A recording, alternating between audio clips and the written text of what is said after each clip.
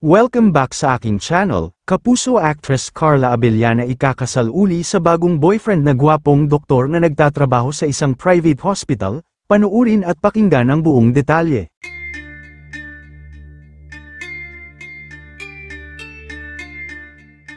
Marami nga ngayon ang natutuwa sa kapuso actress na si Carla Abellana dahil sa panibagong pag-ibig nito sa isang mystery guy na isang doktor sa isang pribadong ospital.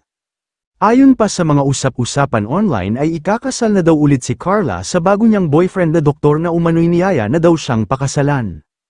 Kaya naman ganun na lang natutuwa ang kanyang mga fans, dahil mukhang nahanap na daw ni Carla ang lalaki na totoong magmamahal sa kanya at hindi siya lolokohin.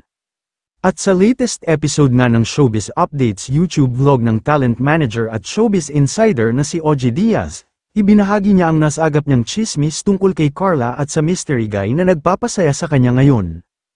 At ang balita, nalalapit na raw ang wedding ng kapuso star sa doktor niyang jowa, na sobrang mahal na mahal daw siya. Pagsisiwalat ni OG, ang nakarating sa atin, sa December na ikakasal si Carla Abellana. Wow, sino naman kaya ang lucky guy na ito? Ani pa ni OG, taga-showbiz ba? Nope, isang pribadong tao, doktor, isang chief medical officer ng isang private hospital sa Quezon City, ayon yan sa ating source. Ang chismis, naging boyfriend na raw ni Carla ang naturang guy noong nasa high school pa lamang sila hanggang sa mabigyan nga ng chance na mabigyan ng second chance.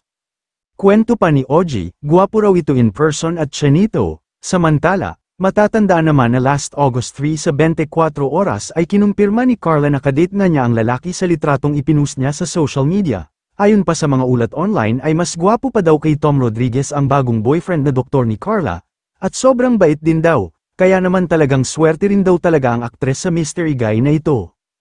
Kayo mga ka-showbiz, anong masasabi nyo sa ating showbiz topic ngayon? Kung may opinion kayo ay magkomento lang kayo sa aking comment section. At syempre kung bago pa lang kayo sa aking channel ay mag-subscribe na kayo para lagi kayong updated sa mga showbiz trends na ina-upload ko. Maraming salamat po.